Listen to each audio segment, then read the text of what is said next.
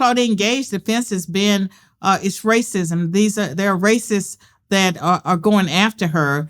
And for them to acknowledge that I'm a Black woman, that has worked very hard in her career, has been distinguished as a professor, they're not going there. I have the greatest claim against her because her dissertation, where she got her PhD that started her career, was framed around my work. They're not even willing to have a discussion with my attorneys.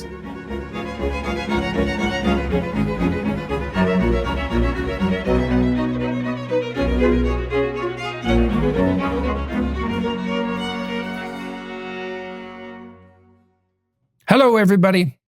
I'm speaking today with Dr. Carol Swain. Dr. Swain was a professor of political science and professor of law at Vanderbilt and also worked at Princeton. Now, she came from a backwoods family, 12 kids, mother in some distress, dropped out of school when she was in grade 8, then went back to get her GED, then a 2-year community college degree, then a 4-year degree. She stacked up 5 degrees and ended up with a very stellar academic career. She's published or edited 12 books, including one that's been cited by the Supreme Court 3 times. Very solid person from an academic perspective. Why is she interesting? Well, she's interesting for all those reasons, but she's also interesting because she happens to be Black, and she also happens to be the target of plagiarism by Claudine Gay at Harvard University. Now, you may remember that Claudine Gay was the last president of Harvard University and was asked to step down, not least because of the revelation of her pronounced proclivity for plagiarism. And one of the major sources that Gay relied on was Carol Swain. And so we're going to talk about that. Join us. Well, Dr. Swain, thank you very much for agreeing to speak today to me and to everybody who's watching and listening. I guess we should probably start with a little bit of description about who you are and where you came from, what you're doing. Well, everything about me and the positions I take in the world, I know it's rooted in where I came from. And I was one of 12 children born and raised in rural poverty in southwestern Virginia. I spent the early part of my life in a 2-room shack with no indoor plumbing. I dropped out of school after completing the 8th grade, married at age 16, and then in my early 20s, I earned a GED, which is a high school equivalency, went to a community college, got the first of 5 degrees. I graduated in 1983 with a bachelor's degree, magna cum laude. I never intended to become a university professor. I struggled with shyness most of my life, and people came into my life. They steered me, and I became a professor, but it's not something that I ever saw happening for myself. Many of those people were white men, white professors who encouraged me. They never treated me like a victim, but I grew up at a time in America where we were told if you worked hard and got an education, you could make something out of yourself. So let's delve into that a bit more. So that's quite a twisty journey, that's for sure. You were married at 16 and you went back to college at 23. Is that right? 23. Had you had children by then?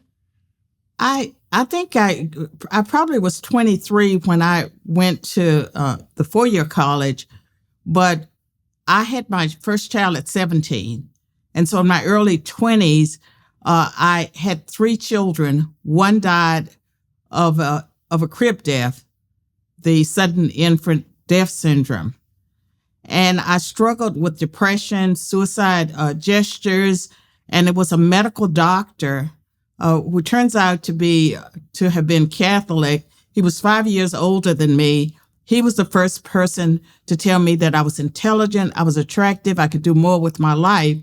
And based on his encouragement, I earned my high school equivalency because I remembered that when I was in school, that I did really well. And later there was an African orderly from Sierra Leone, a Muslim, who told me that he attended college with a lot of people who were not as smart as I was. I ought to go to college. And so those two people helped change my life. But along the way, I came through the educational system at a time after the Civil Rights Act of 1964 had passed. And so there was recruitment of talented minorities, with the emphasis on talented minorities. And I benefited from an environment that I was intelligent, I worked hard, I caught people's attention. And when I earned my bachelor's degree at Roanoke College in Salem, Virginia, graduating magna cum laude, I was working full-time, nights and weekends at the community college library. And so I don't have a lot of sympathy for this DEI and all this stuff about minorities can't do, because I know what I did do. Right. Well, it certainly seems like you came from, well, you might say almost an archetypally unlikely background, right? And poor, multi-children, you said no running water, no indoor plumbing. Right. Married very early children. Okay, so here's a question for you. You had these two guys, you talked about this physician and you talked about this Muslim gentleman who saw something in you and then encouraged you. Okay, so first question might be, what do you think they saw in you and how did they see it? And then the second question would be, why did you believe what they told you when it was encouraging and complimentary, right? So there's two mysteries. They saw something in you, but you also obviously decided to, take a big risk? Now, you said you remembered that you had done well in school. So you had that going for you, right? You sort of had that in your back pocket. But it's easy to brush off encouragement, And I mean, you had every reason, as far as I can tell, to presume that, well, there's just no way you could do it. That was beyond you. It was too late. You already had children. That time had gone. Like, there's a million rationalizations that you could have used instead of going to get your GED and then going to community college. So why did you do it? Well, first of all, my mother would say that I was different from her other children, that I was always serious. But as a child, I had a sense of urgency. And I also felt like that I had been dropped from outer space, and I was watching my family like a participant observer. My mother said I would hide behind furniture because I was terribly shy, and I would peer out at people. But I had a sense of urgency and was very serious, but then ended up, feeling trapped, getting married, not because I was pregnant, because I saw that as a way out. And I had, during the time that I was a child, we missed a lot of school. One year, my siblings and I missed 80 of 180 school days. And that had to do with the weather being bad. We didn't have proper clothes or shoes. And so we stayed home until the snow melted. We all failed. And I recently noticed, as I was trying to work on a memoir, that I failed 3 times in elementary school, but my older sister and I could miss, 2 weeks of school, come in and make an A or a B on a test. And so I remembered that I was smart at one time, but I had forgotten until this medical doctor, who happened to be white, who was 5 years older than me. And I didn't know that at the time, but we have reacquainted in the last 5 years. He remembered me. He said he always wondered what happened to me. He was not on social media, and he obviously was not watching conservative news.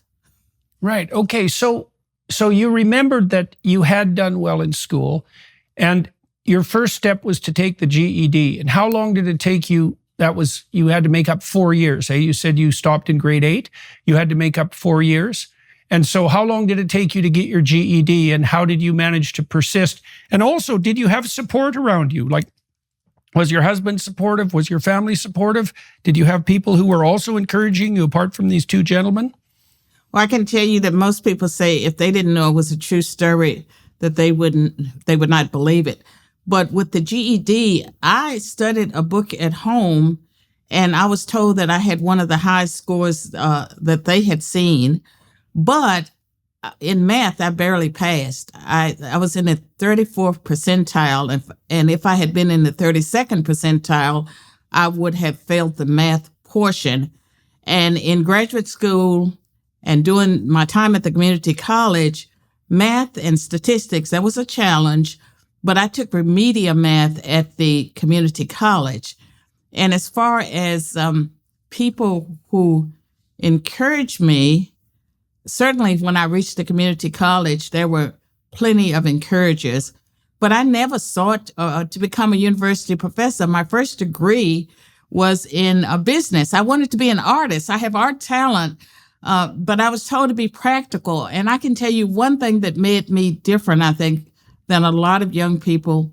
Sometimes I run into people that are wired the way I was, is that if there was an authority figure that gave me advice, I was prone to follow the advice. And so if they told me that it was not practical to do art, I chose business, and that was more challenging. But I ended up getting my 2-year degree in business in 2 years.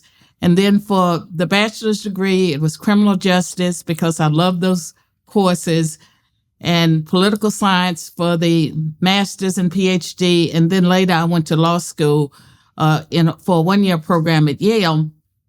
And I never, again, sought to become a university professor. My motivator was to be able to get a good job and so I could support my family. I had been in bad marriages, and I saw an opportunity that if I got educated, and I did try to distinguish myself. I made a decision to be an honor student at Roanoke College, and I studied. I purchased and checked out books on how to make A's in college, how to do essay exams, and I also watched how other people dressed. And I had people comment that I was dressed inappropriately for a student. I was dressing like a professor as a student because I was watching other people trying to figure out what they were doing. And so my successes had a lot to do with, I've had great mentors over the course of my life. And even now I have mentors. I don't think you get too old to have a mentor. All right. So you finished a 2-year degree in business, and then you were pursuing criminal justice and then political science and law. When did the idea, I remember, when I decided to go to graduate school, this was at the University of Alberta, where our tracks parallel each other to some degree in terms of our age. And, when I went to graduate school, when I started considering graduate school, I didn't know anyone who had ever gone to graduate school. And so it was quite a mystery to me, the whole situation. And I started to associate a little bit with a psychology lab at my last year at the University of Alberta. I guess that would be in 1983. And that's when I formulated the ambition to pursue a graduate degree. You finished your business degree and then your 4-year bachelor's. How did you come across the idea of going off to do graduate work? And then maybe you could wind in the story about your mentors as well and describe exactly, what role they played and why they were important. It's really important to have guidance. Like when I went to graduate school, I had a superb advisor. Like he was everything I could hope for. He was a really good administrator. He knew the literature extremely broadly. He was very, very encouraging. Like we worked together like clockwork, and I still work with him. It's 40 years later. Like we had a great relationship, super important. So how did you develop the idea that you should go to graduate school? And how did you get the confidence up to do that? Because you also said that you had to overcome shyness. And what role did your mentors play in that? Well, first I have to tell you that I wanted to be a store manager at the mall. I applied for jobs after I earned my 2-year degree, and I was told I needed a 4-year degree. And I knew that I needed to distinguish myself. And so I chose criminal justice because it was filled with courses, interdisciplinary courses that I thought I would do well in. And I did. And so that's how I chose criminal justice. And while I was getting my bachelor's degree, I started getting letters from colleges and universities.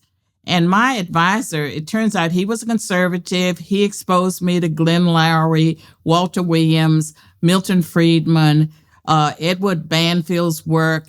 And by the time I was graduating with the 4-year degree, I knew I didn't want a criminal justice career. I went to Virginia Tech thinking that I would work for the government. Like a lot of other Black people, I would get a job with the federal government. While I was there, my professors, and they were progressives, they really pushed me by saying that there was a critical need for Black professors. If you can become a professor, you should become one. I was not interested. This was the 1980s, and you may recall that 1983, 84, we had a recession. I could not get a job, and that's why I applied to graduate school. And the University of North Carolina at Chapel Hill immediately admitted me. They gave me a generous stipend, which I believe was like $11,000, which was a lot of money back in the 1980s. And that's how I got to graduate school. But at Virginia Tech, the mentoring was important. I started giving conference papers, and that and being exposed to academia, but actually pursuing a PhD and becoming a professor was something that I followed that path when I was not able to get a job. Right. Okay. So now a couple of things to delve into there. So you said that when you were doing your 2-year degree and then your 4-year degree, that you were also working full time. And you said that you were learning how to be a student and reading about how to do that and watching other people and dressing up, essentially. And so how much time per week do you suppose you were working, let's say, in the 3rd year of your 4-year degree, if you totaled up the amount of classes you were taking, the studying you were doing, and the job that you had? How many hours a day do you think you were putting in that were actual work? And then for how long? Well, for at least 3 years at Roanoke College, I worked nights and weekends, and it was in circulation in the library. And I confess, not many people use the library nights and weekends. So it was a perfect job for a student. Oh, yes. Okay. And so I went to school during the daytime. I was working in circulation during the evening, and I was able to get my schoolwork done. And so that's how I graduated magna cum laude. It's not that I was some genius, but I was very focused on, I needed to distinguish myself. And I'm not stupid. I knew that as a Black person, that if I excelled, that I would be rewarded for that. And sure enough, my first semester, it's like everyone knew my name at that small liberal arts college that was predominantly white because I had distinguished myself. And when I think about race, my race has advantaged me, I would say, more than it's disadvantaged me, certainly once I reached college. And a lot of it had to do with the fact that I've always tried to distinguish myself. I've had great mentors, and those mentors did not look like me. In fact, my advisor is and was a Republican. I didn't know that, but when I started college, I was met by the Black students who were already there. They gave me the list of racist professors. He was at the top of the list. And I'm the kind of person, you throw down the gauntlet. So they told me he was racist. I signed up for his class first because I wanted to, I knew that if I could impress him, that it would make a difference. The professor was not racist, but he had high standards, and we're friends today. Just recently, Saudi Arabia ended its 50-year petrodollar deal with the U.S., which has the potential to weaken the U.S. dollar. Since 1974, Saudi Arabia has sold oil solely in U.S. dollars, which was huge for our global economic dominance. Now, they want other options. If there's less demand for the U.S. dollar, what happens to its value?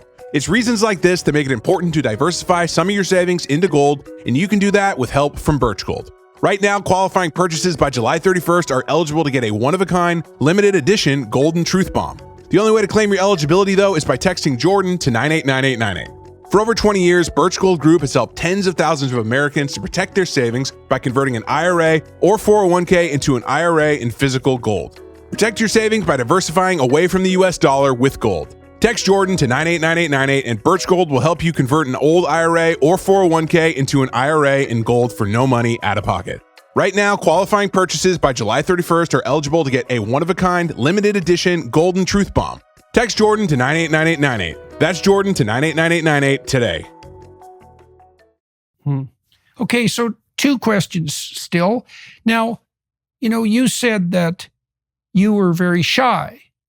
And so, but when you were in college, you were at conferences giving academic papers. And so how did you manage your shyness? And then also, how did you become disciplined and able to work so diligently and to focus? You said a little bit of that was there when you were a kid. You were a serious kid. You had a sense of urgency.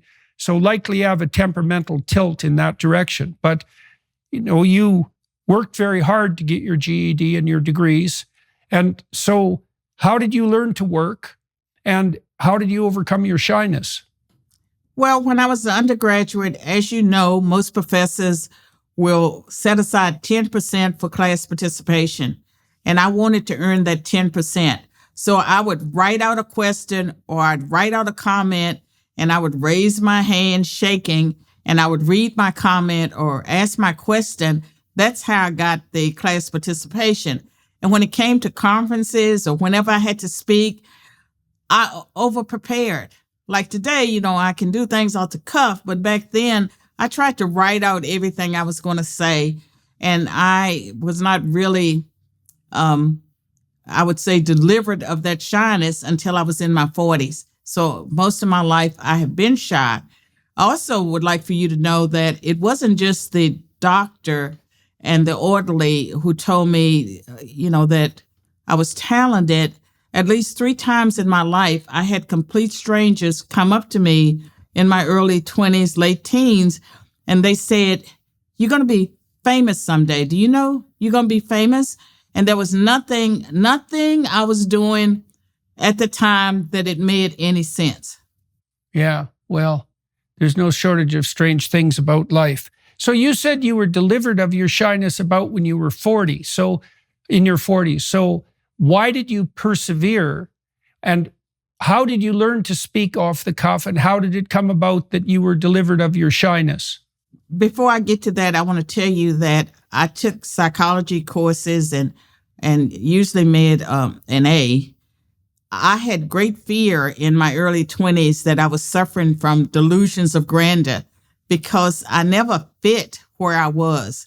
And I had no idea that I would go to college or I would become, the person that I am today.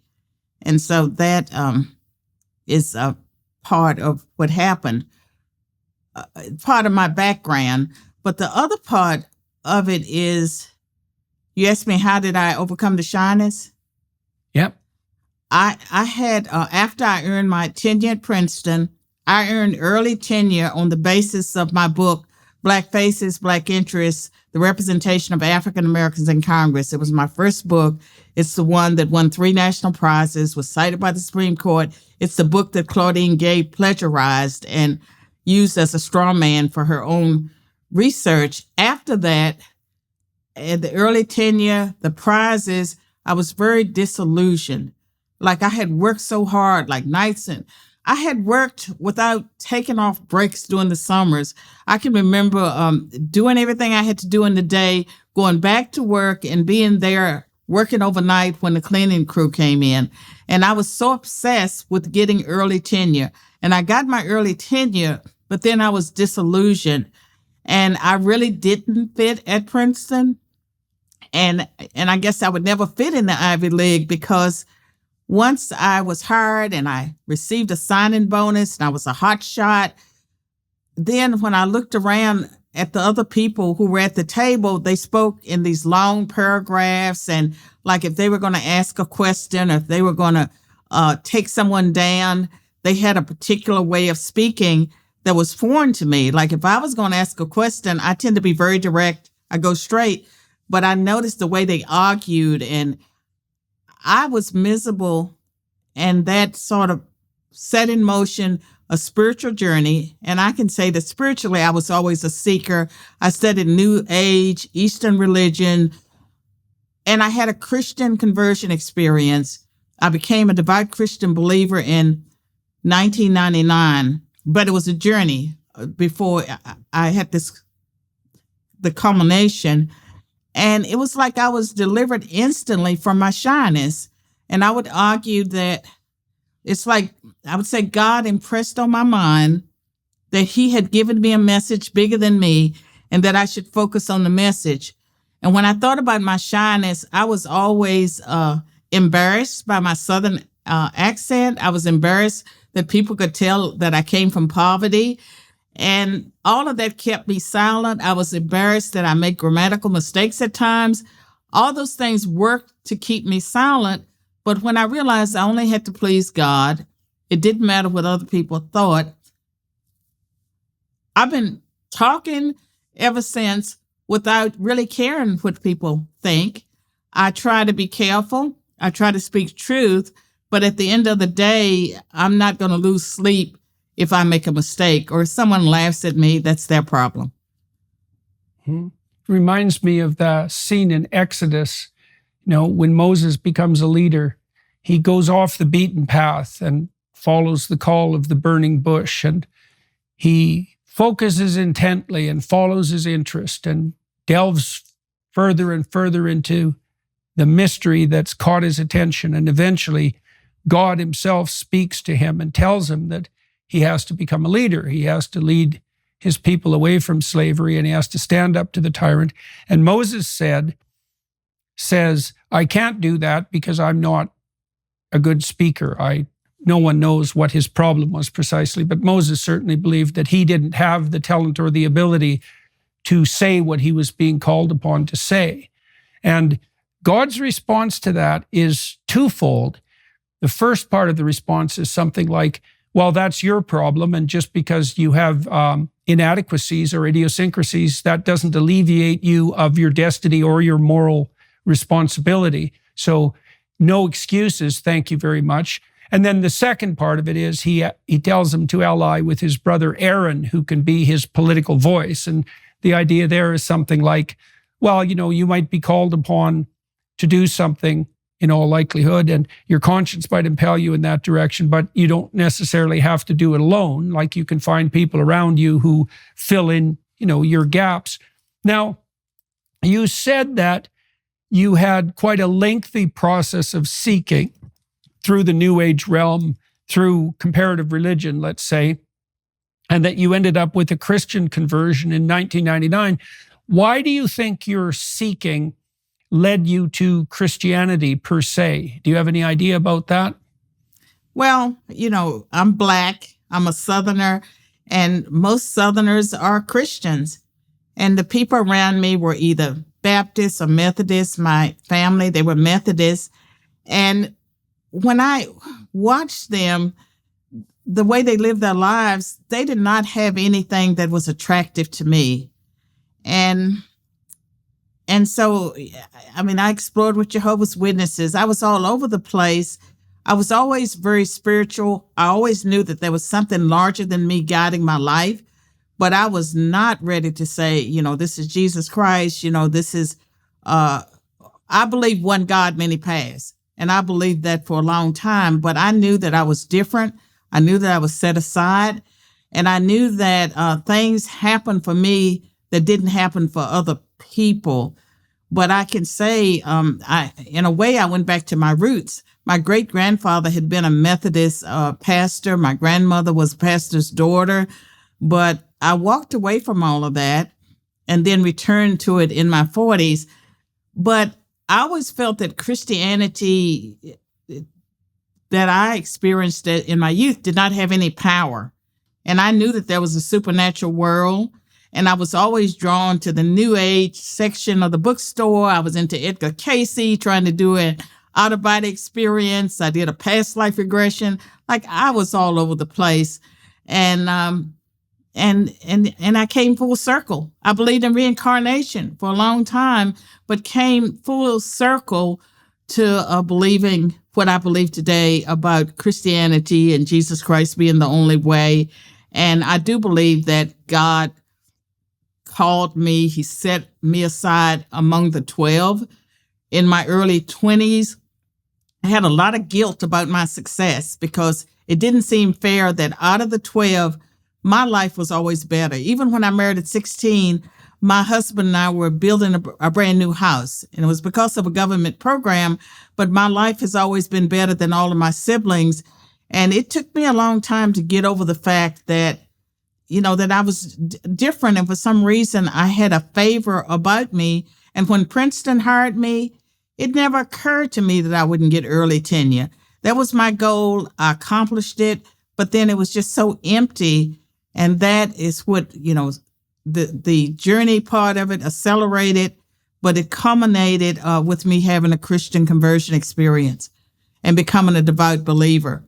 So, Carol, you said it didn't seem fair that out of the 12 children who were your siblings, that you advanced forward in the way that you had. And you talked also about not fitting and being different. I wanted to comment on that part first for the people who are watching and listening. It's possible to be the sort of child and adolescent who has to grow up and find an intellectual community to fit in. And so just because you don't fit in when you're 8 or you don't fit in when you're 13 doesn't mean there's no place in the world for you. It just means you have to find your place. And, I knew kids in my little town where I grew up where, they their best years were when they were 16 and 17 and everything was downhill from then.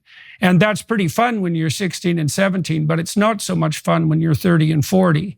And so you had the reverse situation, it sounds like, where, you didn't find your place when you were a child or an adolescent, but it's pretty good to find your place as an adult because then you have your whole adult life for that. So now you said it didn't seem fair. You also talked about your shyness, and you said that, and so it confused me a little bit because it wasn't obvious to me whether or not you were shy or whether or not you were ashamed, right? You said you were ashamed of your origin, you were ashamed of your poverty, you were ashamed of your accent and the possibility that you might make mistakes. And so that's different than temperamental shyness, and I can see, therefore, why a religious revelation or conversion might help you with that, because did it free you from your shame? Is that a reasonable way of conceptualizing it? I don't think I was ashamed of where I came from because I knew that, I'm surrounded by people like Claudine Gay who have gone to the best schools in America. And there I was coming from nothing, high school dropout, and I was surpassing them. And so in some ways I had confidence, but in other ways I knew I did not fit. Right, and I can tell you, even today, I don't fit in institutions. I don't fit anywhere. And so I still feel like an outlier, and it's okay. And I would say that it took me until my 40s to accept myself and realize that it was okay to be me. And so why do you think you still feel like an outlier? I mean, you've had a spectacularly successful academic career and also one that's associated with a high volume of publication. So that's obviously a marker of the validity of your high impact academic career. And so, I mean, you alluded to perhaps, part of the reason why you don't fit in, so to speak, because you're definitely not descending into academia from a multi-generational history of academics and educated people. So you're kind of a path breaker in that regard. And obviously your familial and educational background isn't standard for, upper echelon Ivy League approximate academic positions. Is there more to why you don't fit in? You're more conservative, you're Christian, you're creative. So that's also maybe are those things part of it? Well, when I had my most success at Princeton, I was agnostic. And I also believed in the academic enterprise. And so I was not faking it in any way. I believed in the standards, and I wanted to be, the best congressional scholar I could be. And that was who I was. But then at some point I realized that was empty for me. And I think that I've always been rejected. And some of that has to do with, I'm very direct, I'm very blunt, and I'm very transparent. And that makes people feel uncomfortable. And whether we're talking about in the political world or the church world or wherever I am, I think it's uncomfortable for people to deal with someone that isn't acting the way they should be acting because they know the norms. And I can tell you one of the hardest things I had to learn, and I learned it while I was at Vanderbilt Law School, is if you send someone an email or you contact them and they don't respond, that means no. And I would just keep on trying to get an answer until one day a dean told me, and he was being very kind to me. He said that if someone doesn't respond, that means no. If I always respond. And so there's so much that made me different. And I think people are uncomfortable because they don't know what I'll say. I don't know what I'll say. Mm. Do you regard yourself as a conservative? I regard myself as a truth speaker. And I feel like at this stage in my life, I have to be positioned where I can speak truth and not worry about what anyone thinks. And I find that whether we're talking about conservatives or liberals, people are more comfortable around those they can control. And when you reach 70, I'm 70 now, I just don't care. I care about the world. I care about the call on my life and ending well when I die. I would like people to say that I ended well. But the things that people use to control other people, it doesn't seem to work. And as far as academia, I would say that every effort was made to destroy me. And yet, it didn't work. And I think that it didn't work because it didn't work. Well, so let's talk about that. You alluded to the situation with Claudine Gay. Now, for everybody watching and listening, Claudine Gay was the president of Harvard University, despite being woefully unqualified for that position. In fact, I believe, after reviewing her academic record, that she's woefully unqualified to be a tenured professor at Harvard. Her publication record is thin, to say the least.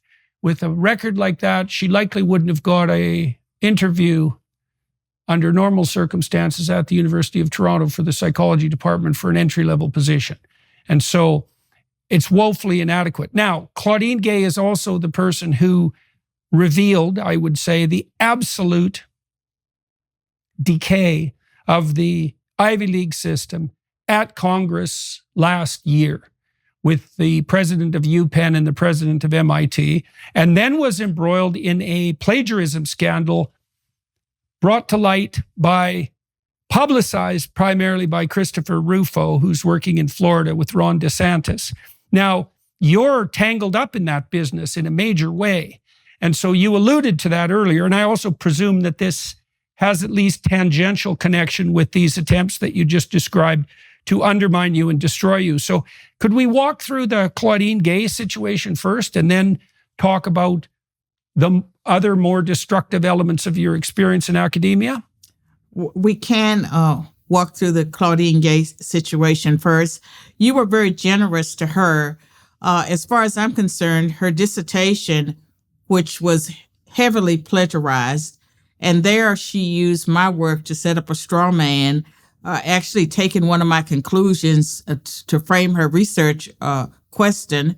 There was direct verbatim plagiarism, but many ideas that were stolen. I don't call her Dr. Gay. I called her Claudine Gay because to get a PhD, you're supposed to have original work that you defend. And in my position, from my perspective, if that work, parts of it is plagiarized, then there's a serious issue there. She's only made a few corrections of her work.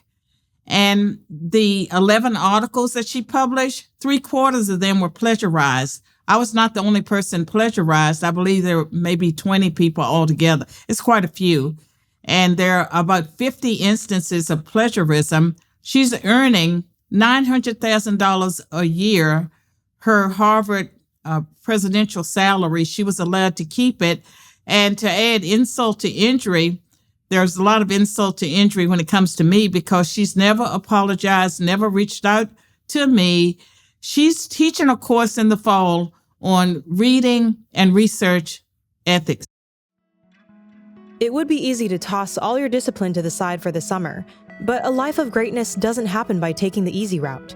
The Hallow app offers an incredible range of guided meditations and prayers that are designed to help you deepen your spirituality and strengthen your connection to God. This month, Hallow will be launching a new challenge, Witness to Hope, the Life of St. John Paul II. Guided by Jim Caviezel, Monsignor Shea, and Jackie Angel, this challenge walks through the life of this incredible saint, from his childhood in Poland living through Nazi occupation to his religious life during the Cold War and his papacy at the turn of the millennium. Journey in this challenge and learn what St. John Paul II meant when he said, quote, "There's no evil to be faced that Christ does not face with us. There's no enemy that Christ has not already conquered. There's no cross to bear that Christ has not already carried for us and does not bear with us now. Be not afraid." Download the Hallow app today at hallow.com/Jordan for an exclusive 3-month trial. That's hallow.com/Jordan. Wow. Okay. So part of the reason I wanted to talk to you was because I was following the Claudine Gay story as it so painfully unfolded, and I learned about you, and then a mystery sort of emerged for me, and maybe you can help me. It's what would you say, dangerous ground to tread on, but I'm going to try to weave my way through it nonetheless. You would think, if you thought about this situation rationally, and maybe even with a certain degree of cynicism, that you would be a much better poster boy for the Democrat progressives than Claudine Gay. Because there's the racial issue, obviously, which unfortunately in this day and age can't be overlooked. But Claudine Gay came from a privileged background from an economic perspective, and her family is very powerful, I believe, in Haiti, which is already is something that stirs up all sorts of questions given the state of that country. And she was by no means oppressed, at least on economic grounds. And you came from, well, the archetypal rags to riches situation fundamentally, and you're making claims that Claudine Gay used your original work to build herself a pseudo career and hasn't been called out on it. Okay, so I don't understand why this isn't a much bigger scandal than it is, because I can't imagine anybody situated to be more credible than you to bring up these sorts of allegations, which you just duplicated and even extended, describing your unwillingness even to describe her with her hypothetical academic credential, doctor. And so you're obviously not very happy about this. So what ideas do you believe that she took from you? Why does it matter? What should happen with her?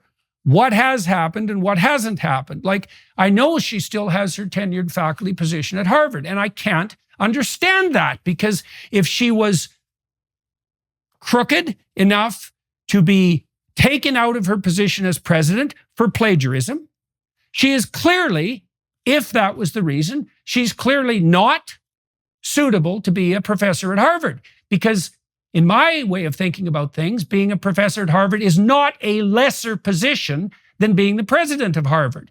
That's an administrative position, and it's a key administrative position. But tenured professor at Harvard, that's a very hard thing to manage. And you don't get to have that if there are questions, for example, about whether or not you bloody well plagiarized all of your academic work. So, and right. I don't understand. Okay, so can you help me? Tell me what's going on. Well, I can tell you that progressives never supported me. Even when I was hired at Princeton, it was the conservative professors that were so delighted at what I presented. And when I was hired, I had a National Science Foundation grant for my dissertation research. I had a Harvard Press contract on my on a book. And I had offers of sign-in bonuses. I had my own short list. Back in those days, I was hired in 1989, started in 1990. They held all professors to high standards. And to get tenured in the Ivy League, you had to have path-breaking work. The work needs to be considered seminal.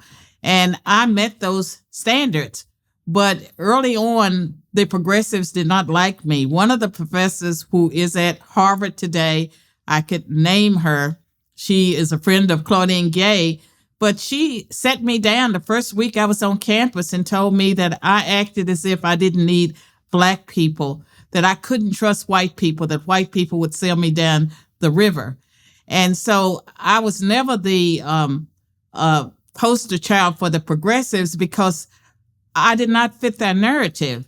And I was told many times that I did not need to share my background because I've always shared where I came from.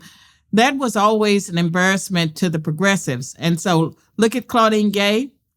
And during the time that I was at Princeton, and sometimes I was on admission committees, I saw them pick Blacks that had weaker academic credentials but the right pedigree. Claudine Gay, Phillips Exeter Academy, undergrad at Stanford and Princeton, and then the PhD from Harvard. She had the right pedigree. They have always used affirmative action to handpick the people that they wanted. And I think about Claudine Gay and other minorities that I have encountered.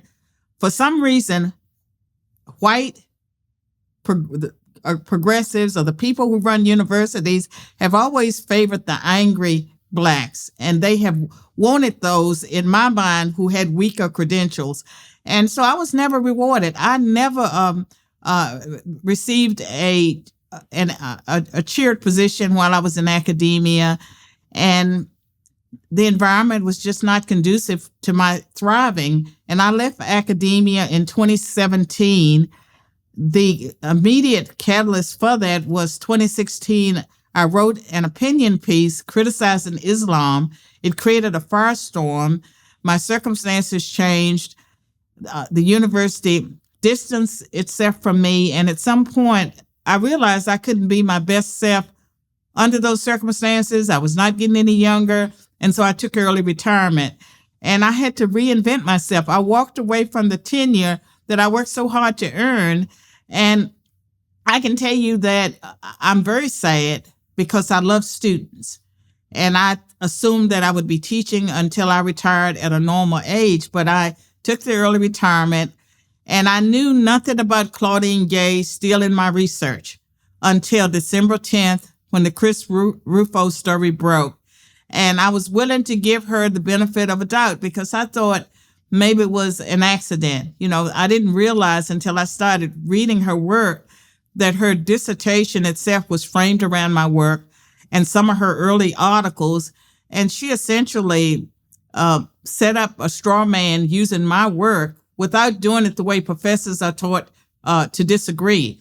Like normally, if you want to you can take down anyone, but you say who you're taking down, why they're wrong. You lay out a case for that, and you certainly include them in your literature review. And those are things that she didn't do. Oh, okay. So I didn't understand that you had only really come across this problem after the plagiarism scandal broke with Christopher Rufo. Okay, so that's part of the reason why it's received less attention than it might have. See, I'm still wrestling with this because you say, you said a bunch of things that are very provocative in the last tranche of your statements. You said you didn't fit the progressive narrative. Now, it's a weird thing. I kind of see this with Ayaan Hirsi Ali as well. I read Ayaan Hirsi Ali's book, Infidel. Oh, it must be 15 years ago. And I thought, oh my God, this woman, she's just unbelievable. She's so tough. She's so forthright. She comes from this backwards African place under, fighting against extreme odds. She makes it to the Netherlands. She makes something of herself. She's stunningly articulate. She's brave beyond a belief. Like, you would presume that the feminists and the progressives would be hoisting her up on their shoulders as a triumphant example of what a woman can achieve, on the basis of her character and the nobility of her intellect. And yet, she's regarded with enmity among the so-called progressives. Now, and you're telling a story that's very similar. And then you added something to it that's even stranger, and really, difficult to wrap your head around. So you said it's been your experience in academia that the white progressives in particular, who didn't like you, were very much inclined to pick the angry blacks, let's say, angry, resentful blacks with an axe to grind, with lesser academic credentials. Okay, so now you got to think about, well, why the hell is that? Is that you could imagine an element of racism, which would be, if you're going to have black people around, you want to make sure that you have the great advantage of being able to look down on them, at least for some reason. If they're at least of the right class, then you don't have to put up with their annoying working class idiosyncrasies. And then, but that's so nefarious, it's so nefarious. It's a kind of racism it's much worse than the racism of low expectations, right? It's actually, what is it exactly? Is that it is just pure old-fashioned racism. I believe that the progressives in academia, they believe that racial and ethnic minorities are inferior. I'm sure you have heard or you're familiar with the fact that there are progressives who have labeled Booker T. Washington's Up From Slavery as a fiction, a work of fiction. And so the progressives, they have to maintain this thing of all minorities being victims and black people and people of color not being able to do anything for themselves. And when they run across those of us who defy that narrative, there's no place for us. And in my experiences, they have always rewarded those that fit the stereotype. Or who are willing to exploit it. Okay, so I think you put your finger on the core issue here. So most of the pathology on the campuses and in the broader political sphere that I see now, I attribute to the forceful imposition of a victimizer narrative. It's pretty straightforward, right? It's a postmodern derivative of Marxism, essentially, although the pedigree of such ideas goes way back before Marx, into the French Revolution, way back before then, into the biblical story of Cain and Abel, right? The resentful Cain who always construes himself as a victim, who wants to pull down his ideal, who wants to shake his fist at God. It's a very old story. Okay, so your hypothesis essentially is that because you didn't play the role of victim, didn't regard yourself as a victim, and did take advantage in the positive way of the benefits that the system offered you, including the mentorship of primarily conservative people, and that you pulled yourself up by your bootstraps, although you said, you had people who were encouraging you and helping you, that you're exactly the sort of person that indicates that the victimizer narrative is wrong. Now, do you put Clarence Thomas in the same category? I met Justice Thomas. We had a very lovely time for about 2 hours. It was like meeting an old friend. It was quite striking. Right.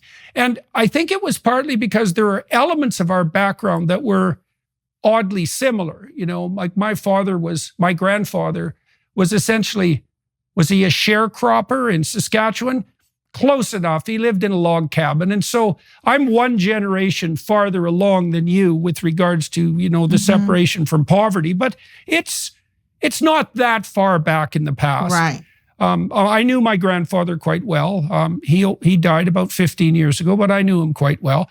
And talking to Clarence Thomas, I really enjoyed speaking with him. He was extremely warm, and he had done everything he could to put his life together, and stunningly successfully. And so I think it is the situation like you, and with Diane as well, is you're the worst sort of enemy for the progressives because you had the temerity to be a minority and be successful. And I see the same thing with this burgeoning anti-Semitism. The big problem with the Jews, so to speak, is that they're a minority with the temerity to be successful. I know. And so, yeah. And so I see. So that's the rule. And that's the basis of this racism, is that if we're going to uphold the victimizer narrative, our worst enemies are minority people who've made a success of themselves. And something, I feel like that the people in academia, for someone like me, if they can destroy us, they do. And I'm still standing.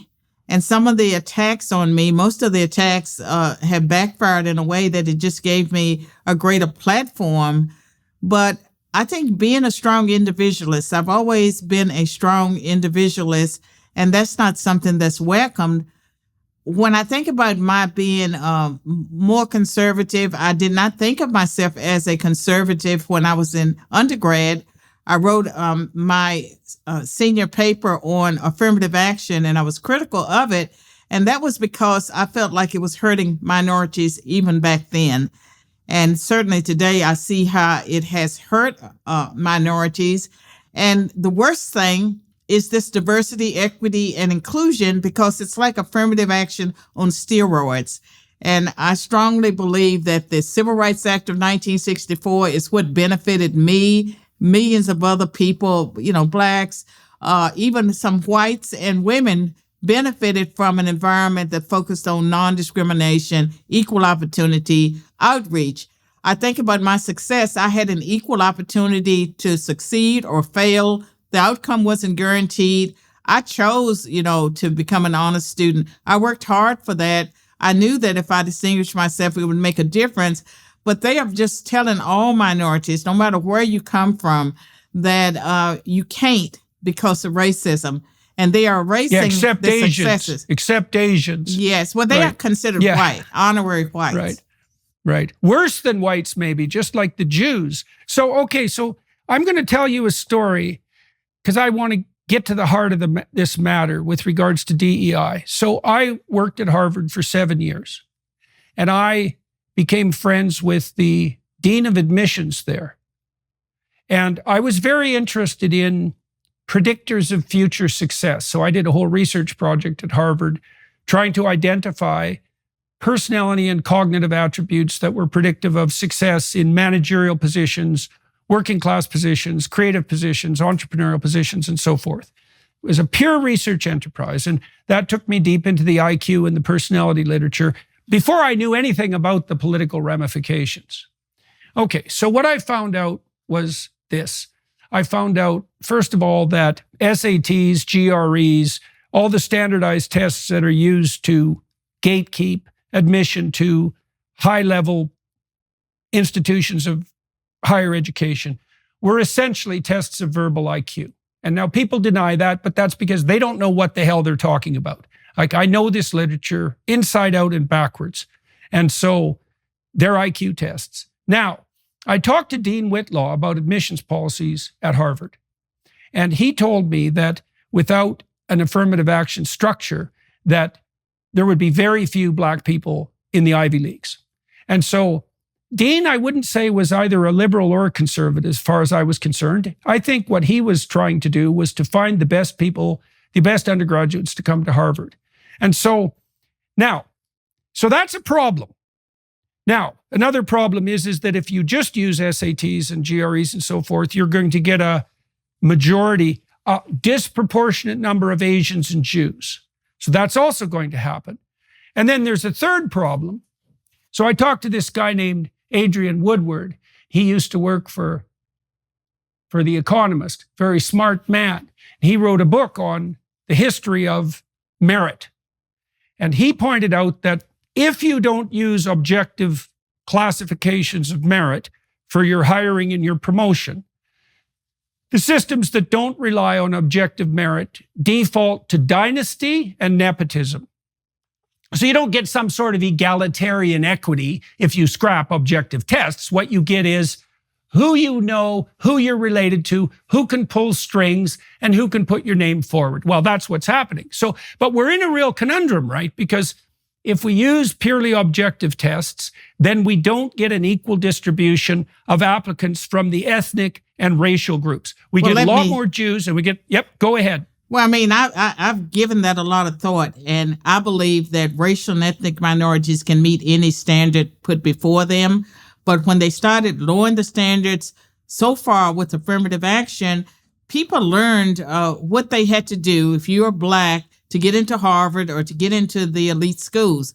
And I can tell you, my success story would not have been a success story if I had not gone to that community college, taken remedial math, gone to Roanoke College in Salem, Virginia, liberal arts school, and then Virginia Tech. And I was never in an environment where I was struggling. And my personality is such that if I were at the bottom of the class, if I were failing a class, I would quit. I would have quit because I needed to do well. And so they are harming racial and ethnic minorities that have high standards, that really could have been successful at a state school or somewhere else, when they bring them in to make them feel good. I believe that if you hold everyone to the same standard, you will have fewer racial and ethnic minorities, maybe, but now, people have had so many opportunities. I don't know how many fewer, but once people learn what the standards are that they have to meet to go to Harvard, Yale, Columbia, Princeton, wherever they want to go, I have confidence in racial and ethnic minorities being able to rise to meet that standard. And even before affirmative action, during the era when there was blatant discrimination, the schools in New England, and I would say Harvard too, if minorities were qualified, they admitted them. So they had graduates, but not in large numbers. And now we believe that there has to be a certain percentage. I don't think there has to be a certain percentage. The difference between back when I came through and now is equity. They're seeking equal outcomes, and they believe that you need people in certain percentages. When I came through, it was equal opportunity. You had an equal opportunity to succeed or to fail. Well, the other problem with the bloody equity idea is that there's no limit to the number of ways you can categorize people. And so the idea that we're going to get to some sort of utopia where every single person, regardless of how you categorize them intersectionally, all of those people are going to be represented in every single profession in numbers equivalent to their proportion in the population it's such an absurd idea that you'd have to be educated at an Ivy League school for many years before you'd become daft enough to believe it, even on arithmetic principles alone. It's so preposterous. And so the question is exactly what's motivating. And it's especially weird because it really strikes me. Okay, so there's a worse thing about this too, as far as I'm concerned. So, I was bounced out of academia about the same time you were, and under circumstances that were broadly similar. You were asking questions, and for me, I think that I fell out of favor when Bowen and Bach published The Shape of the River, and I started talking about affirmative action. I wrote an op-ed piece. I favored class-based, race-neutral affirmative action. That was not what the elites wanted, and that was part of the beginning to the end for me. Yeah, well, I stood up against a bill in Canada that mandated pronoun use. And so, but I was also no fan, for example, of affirmative action, because I think it's clear that it does more harm than good. I think it's clear now. So there's another way it does harm. And this is an ugly little thing too, but I believe it's true. As the DEI movement gained steam, I found myself looking with increasing suspicion on anyone who was Black, let's say, or gay, anybody who could have benefited from preferential treatment under the DEI rubric.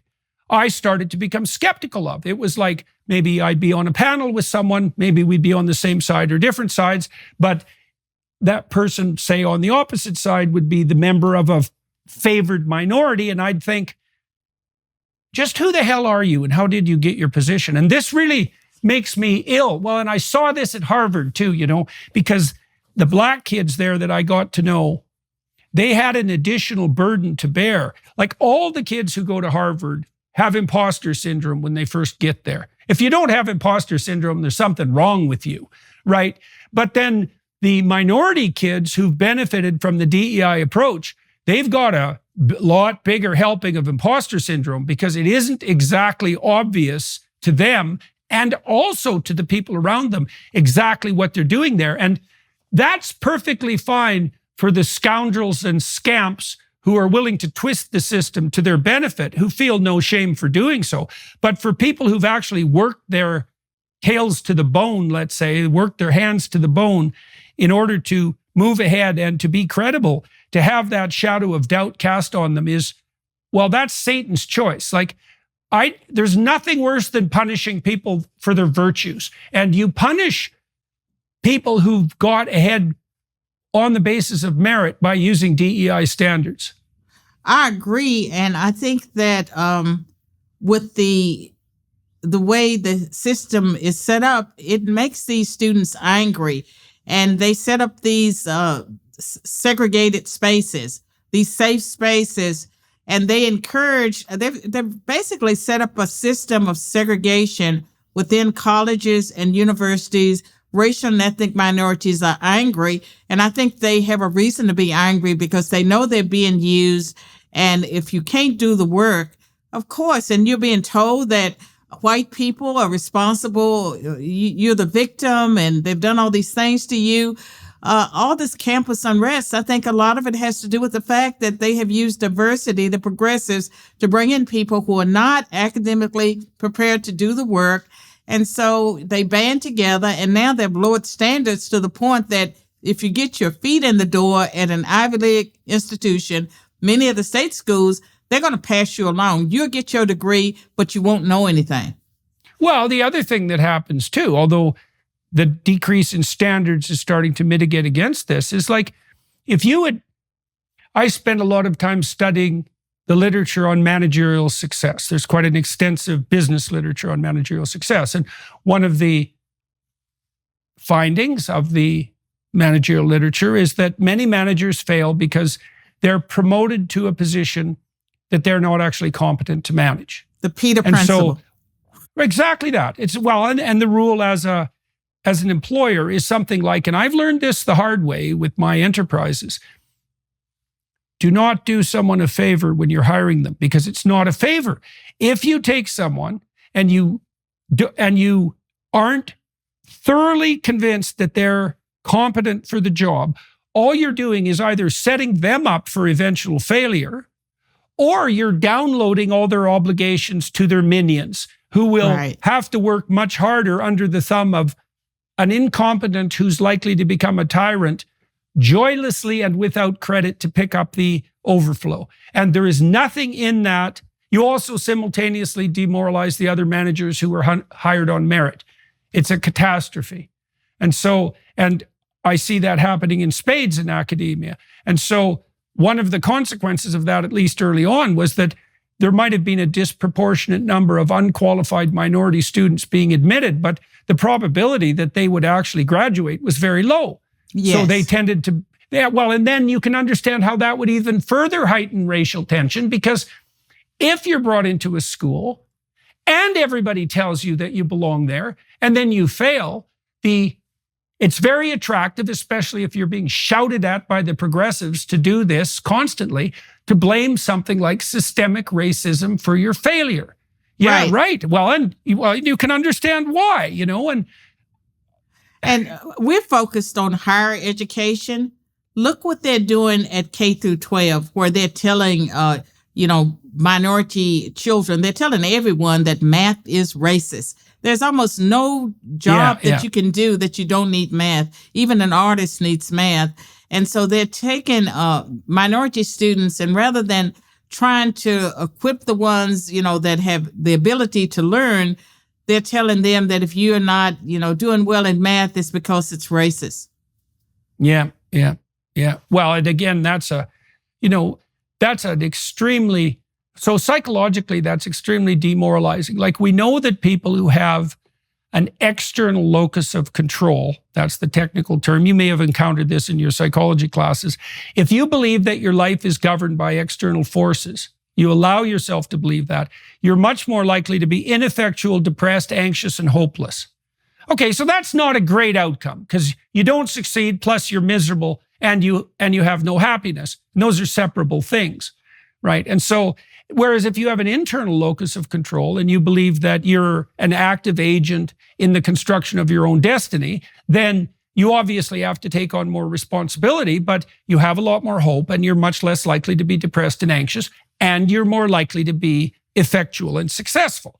And the victimizer narrative is an external locus of control narrative. It's like, you can't succeed. The cards are stacked against you by evil, malevolent people who perhaps were even around before you were born. There's nothing you can do. Well, and then if you do fail, it's because of these forces that are arrayed against you. And of course, there is some corruption in the systems, and there has been racism and ethnic bias. And so there's some of that criticism that's true. But as a comprehensive explanatory framework, it's the victimizer narrative that turns the world into enmity. Let me say this.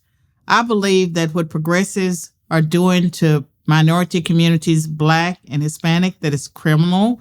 And part of it is that they really do want to overthrow, traditional institutions, and the crime and the dysfunctional behavior that you find in the Black community. Progressives excuse it. They encourage it. And so they're really using people's misery. Even with the LGBTQ community, they're using people's misery to advance a political goal. I don't think they care anything about any of the groups that they claim to represent. Yeah. Well, okay, so let's delve into that a little bit. So there's a section of the literature on psychopathology that includes what are called cluster B personality disorders. Okay, so if you have a cluster B personality disorder, one of them is histrionic. That's sort of a derivation of the old Freudian hysteric. You're dramatic. Everything around you is a drama, right? You're a drama queen, because it's often a female pathology, by the way, histrionic personality disorder. So you're a drama queen. You play the victim. You make mountains out of molehills continually. You take a simple situation and you complicate it, and you make sure that the attention is focused on you while you're dealing like a martyr with your difficult life. So that's histrionic. That's not much fun. Narcissistic, which means you want unearned social attention and status, and you'll do anything to get it. Then there's borderline personality disorder, which is probably the most serious of all the personality disorders, and it's characterized by a pronounced tendency to victimize and by radical emotional instability. And so that's not much fun. And then you have antisocial personality disorder in that category as well. And that's more male, and it leads more to like overt criminality. Okay, so now the reason I'm telling you that is because those are the people who are most likely to pathologize a victimizer narrative. So if you're dealing with someone who's in that personality disorder cluster, they're after power and attention, the way they camouflage that is by presenting themselves either as a victim or as an ally of victims. So, right. So that's fun. So the most serious personality disordered types are the kind who will use their own misery, even if it's self-induced, and the misery of others to camouflage their own power seeking. And I see a tremendous amount of that in the so-called progressive movement, because they are, you put your finger on it. They're using and probably abetting the misery of others, these ethnic minority groups they claim to be compassionate to. They're using that as a justification for their own ideology and for their own power striving. That happens even within families. Is the real cluster B types, they'll make victims out of their own children just so they can parade themselves as martyrs. It's really ugly. It's really ugly. Well, to go to something positive, I feel like these people are strategically placed, but they are by no means the majority. And whether we're talking about Congress that's dysfunctional, it's because the people who have common sense have no courage, because they could stand up to the extremists. And I believe the extremists, the ones that are driving the agenda, they are a minority, but they are placed in a way everyone's afraid to challenge them. Yeah, well, there's no doubt they're a minority. There's no doubt there's a minority. But the thing is, you don't want to underestimate the strategic brilliance of the approach. Because if I position myself as either a victim or an ally of victims, which is even more convenient because then I don't have to go through the trouble of being a victim. But now I'm making the case that everything compassionate and loving resides in me. They believe it, and though. So I know they do. Well, but then the The upshot of that is, so I'm one of these people now, compassionate to a fault. Now, if you oppose me, I can easily just say, well, you're against compassion. What sort of person is against compassion? It's only the worst of the predators that could possibly be against compassion. You wouldn't be one of the worst of the predators, would you be? And so that's the accusations that come out right away, and if those are made out against people who have some conscience, and so the typical conservative, for example, tends to be high in conscientiousness.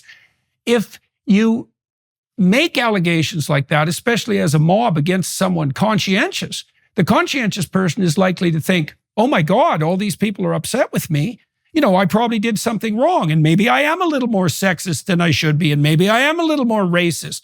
The psychopaths and the cluster B types, they have no shame. Right. So if you accuse them of something, they don't care. But if you accuse a conservative or someone of decent moral standing, you're going to put them back on their heels. And that's also part of the reason that people are afraid to speak. Well, that's why the conservatives appear at times to be losing. And I can tell you with my interactions with Harvard University through my lawyers, they don't care. Claudine Gay has one of the best lawyers in the country. And there's been no apologies. And the insult to injury when it comes to the plagiarism is that they've never acknowledged that Carol Swain exists. Well, we're going to do something about that. Yeah, I think your story is, you see, there's another problem with your story, eh? This is always the case with situations like this. And this is really where we find ourselves. So look, here's the option that confronts people who come across your story sort of casually, okay?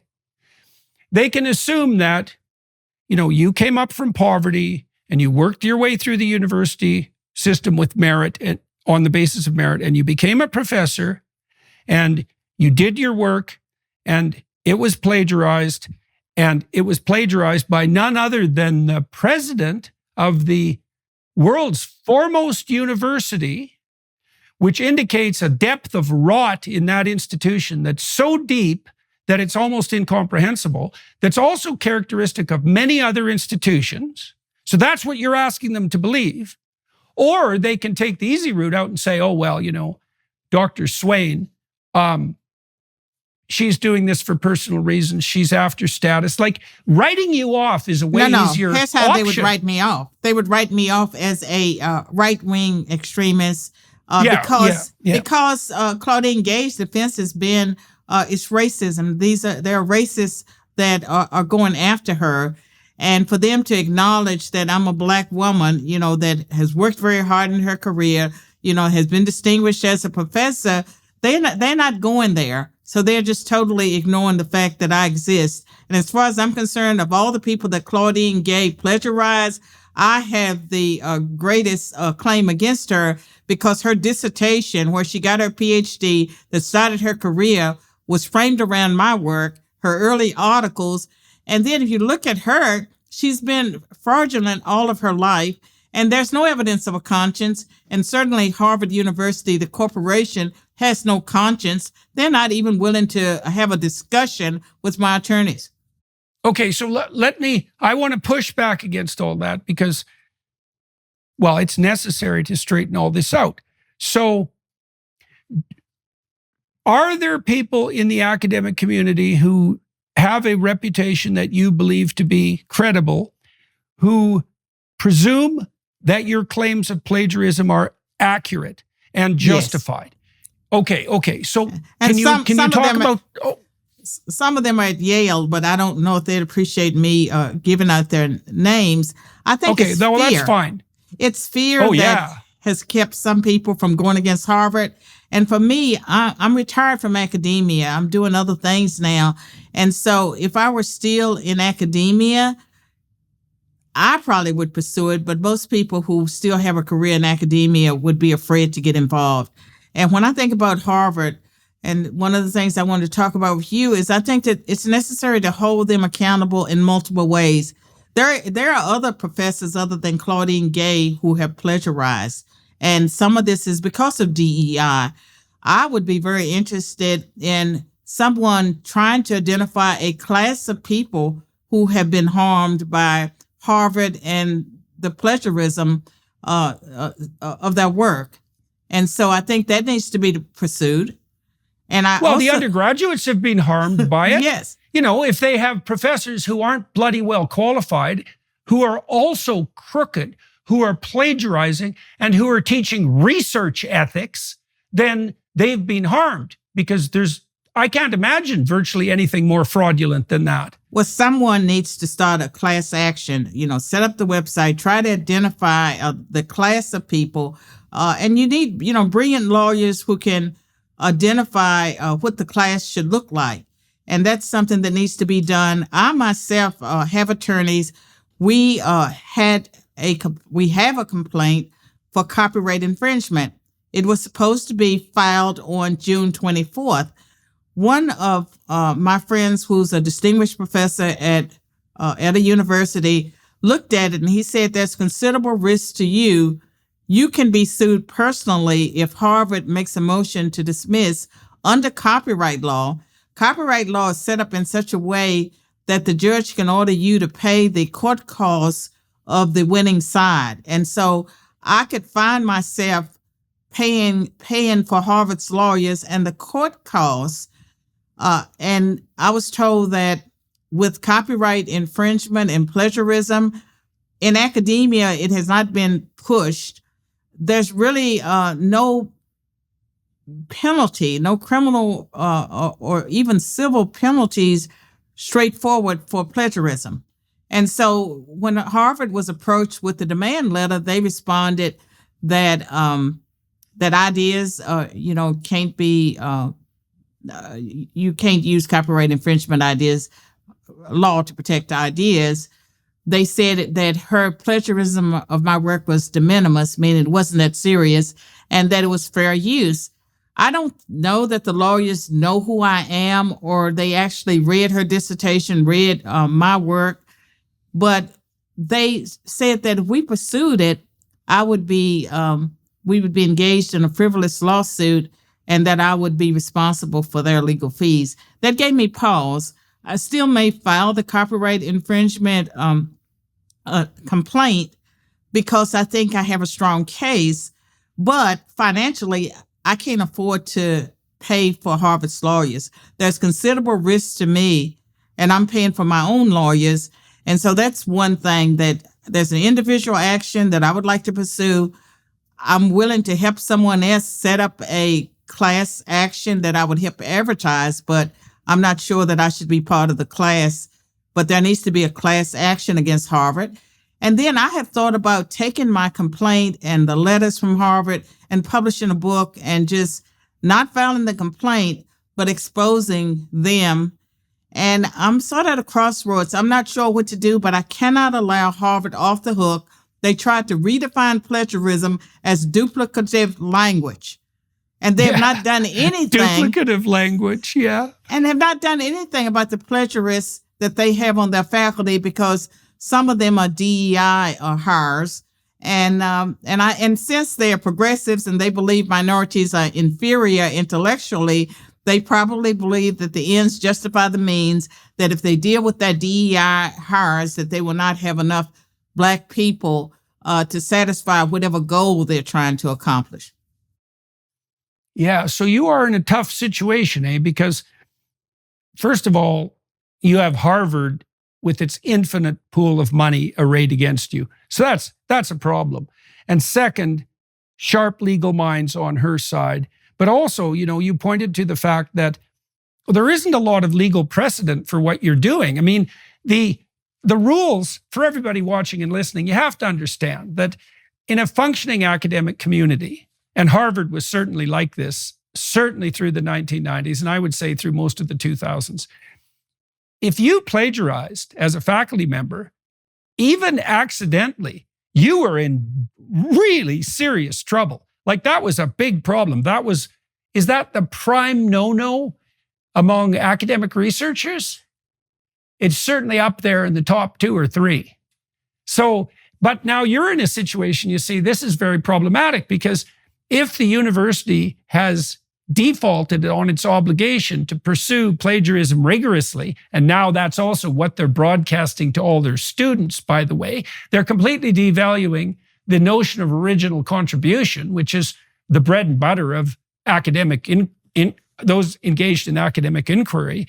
And so they've defaulted on their responsibility. Now you're trying to make a legal case. It's like, well, it isn't obvious at all that the legal framework allows such a case to be made because it hasn't been because you have to show, for example, that you had copyright and that her infringement actually caused you damages. And that's a really hard thing that's going to be a hard thing to demonstrate in the legal realm with regards to academic discourse, because how the hell do you quantify the value of your ideas? It's not like you have a patent with a somewhat identifiable economic price tag on it. So I can see why you have pause. It's probably better. Is it better to publicize it widely, in the manner that we're doing now with regards to a book, with regards to the podcast circuit, to tell your story? That might be more effective. Well, let me tell you this. It's not about me, even though it is about me. It's about academic integrity and what universities are supposed to stand for. And I just don't believe that Harvard University, with its worldwide influence, has the right to lower the standards, because if they lower it for higher education, it's going to affect K through 12. Even kids in fifth grade learn about plagiarism. And so they should not have the power to do something that's so impactful. And of course, it hurt my career because our work is based on citations. And if someone is building their career around your work and not citing you, they're cheating you out of citations. And then when caught, if the person says that they are being accused by people that are extremists, right wing, I think that there's reputational harm. Why is Carol Swain pursuing this? I'm pursuing it because it's the right thing. It would benefit a lot of people.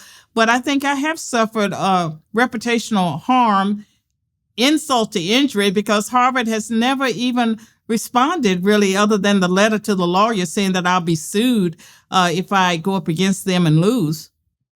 Yeah, well, I would say, it looks to me like your fight may have just begun in some sense, because, well, we already talked about what you're asking the public to swallow. I've been watching this billionaire, Bill Ackman, on Twitter, and he woke up after the devastating testimony of the UPenn, MIT, and Harvard presidents at Congress. And he started paying attention and started to understand that the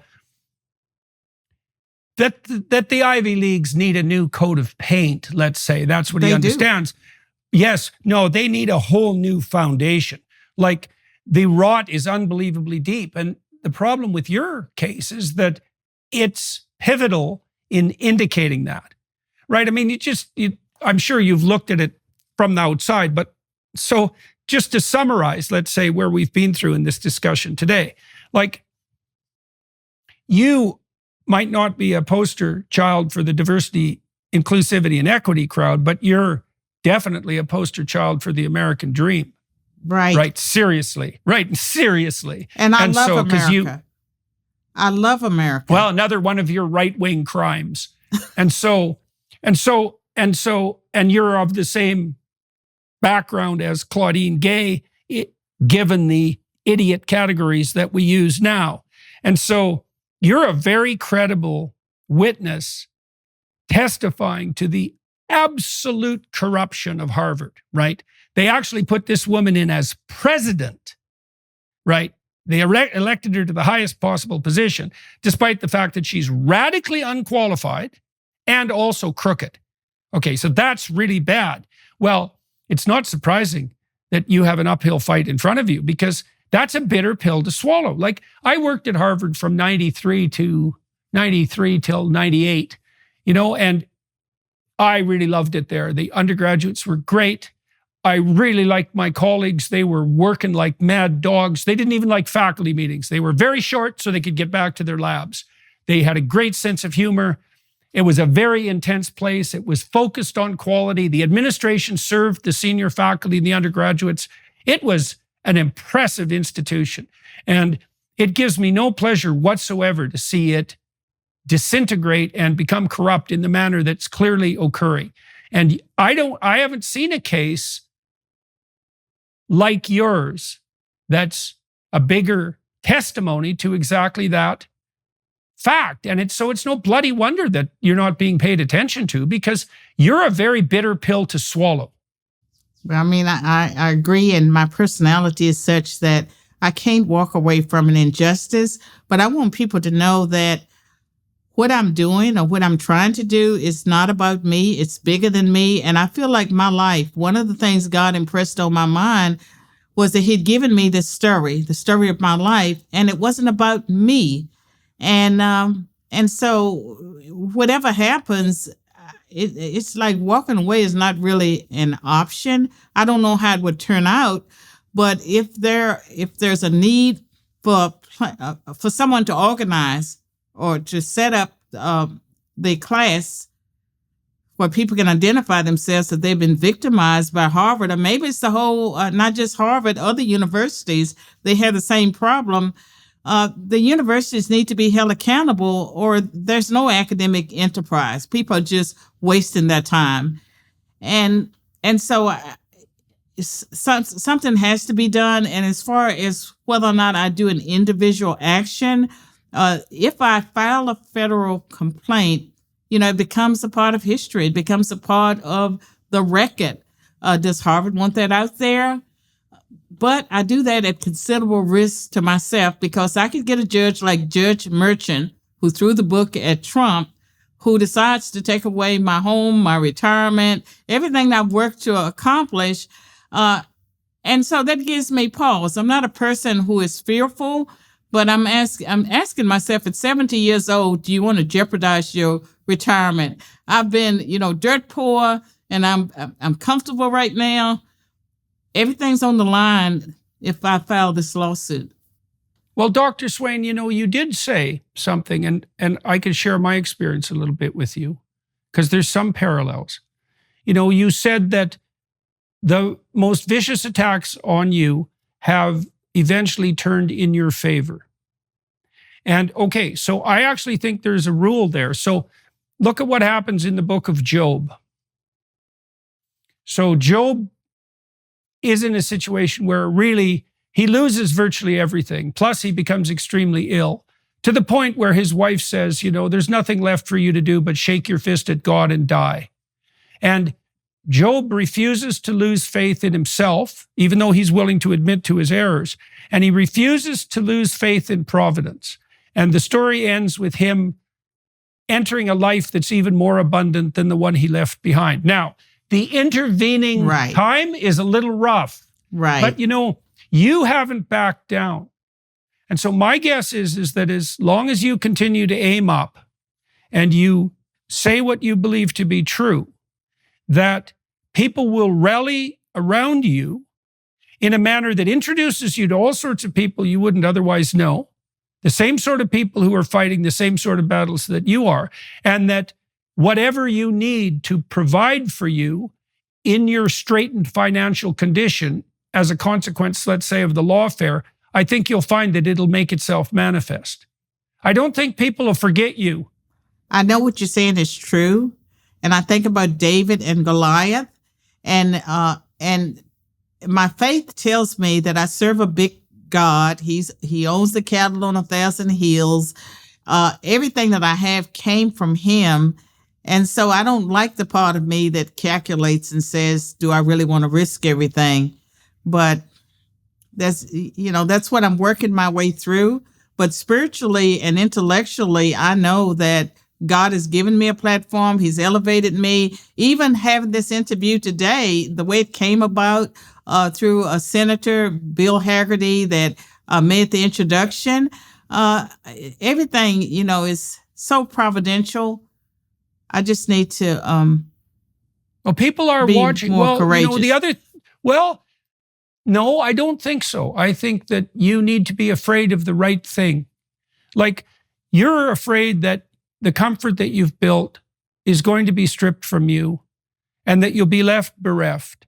And a sensible person would be afraid of that. But there's a corollary to that, which is, do you want to lose your tongue? Do you want to lose your soul? And so you've actually got two things to be afraid of. And my guess, like the reason I forayed out into the public domain in 2016 was because a pack of half-wit bureaucrats wanted control over my tongue. And I thought, I know what happens when the lying tyrannical state gets control of your tongue. I know what happens because I've studied totalitarian states my whole life. And so I understand what happens when people go along with the lie. It's not good. And so I thought, well, I don't care what happens to me. I'm not letting this pack of jackanapes take control over my tongue. And they want me to say words that are their coinage that I despise. It's like, go to hell, you pikers. I'm not doing it. And I don't care what happens to me. And it wasn't because I was brave. It was because I knew that there's nothing worse than losing control over your tongue. There is literally nothing worse. I agree. And I know that the anti-Semitism that surrounded Martin Luther, but I feel very much like Martin Luther in feeling like here I stand, I can do no other, because for me, I had no option but to go forward. And I'm just wired to do what I do. But it just seems that I'm always fighting a battle. It's always uphill. That's been the story of my life. And so that's the story of my life. And here I am, 70 years old. All of this stuff was dropped at my doorstep in December, and it has consumed me. It's taken me away from my memoir. It has just been all consuming. But I do believe that I can make a difference, and maybe academia can be transformed, and that in some ways we're winning the battle about DEI. I published a book in 2023 after the Supreme Court decision striking down race-based college admissions, the adversity of diversity. And at that time, a lot of people did not know what DEI was all about, regular Americans. Now they do. And I argued that diversity, equity, and inclusion programs violate the Constitution and our civil rights laws in the same way as the race-based college admissions, and that these programs would fail. But also, we can have diversity without discrimination. And I believe that racial and ethnic minorities can meet any standards you put before them, and that what is taking place through the DEI regime is destructive to our whole society. And I think the critical race theory that has painted all white people as oppressors, all minorities as victims, and all white people, even those in Appalachia, as a privilege, that this stuff is ludicrous. Shaming little white children because of the color of their skin, that is just horrible that we would have ever done that. We were doing it, and people were standing by it. And so these are battles that I don't even feel like I have a choice about fighting, but I did not see the Harvard situation coming on. It has consumed me. And so here we are. All right, ma'am. So I think that's a good place to stop. Please keep me posted with regards to what you're up to. I'm going to send you an invitation to our Alliance for Responsible Citizenship conference in February too. I'd really like you to come to that because, you'll find people there that I think maybe you'll find a place there, that would be good. It wouldn't surprise me in the least. And there's lots of people who are keeping an eye on what's happening to you, like lots of the people I know who are watching, and plenty of people will be watching this podcast. So, I don't know whether your best tack is on the legal front or whether it's on the broader publicity side, but this isn't over. It's not over, and it's not over for Harvard, not in the least. And they might think it is, but it's not. So good luck with your continued efforts, and I hope that this isn't enough to demoralize you. But like I said, there's plenty of people who are watching what's going on with you. And well, thank you, and thank you for all you do. And I do believe we can transform academia, and it's going to affect K through 12 education, and it's well worth the battle. Yep. Yeah, exactly. All right. So for everybody watching and listening, I'm going to continue to talk to Dr. Swain on the Daily Wire side for half an hour. So you could give some consideration to joining us there. I think I'll delve some more into her background, a little bit more, and some more about her ideas with regards to what might constitute a reasonable alternative on the hiring front, since she wrote a whole book about it. And so join us there if you'd like. Thank you to the film crew up here in Northern Ontario. Thank you, Dr. Swain, very much for telling us what's been going on. Thank you.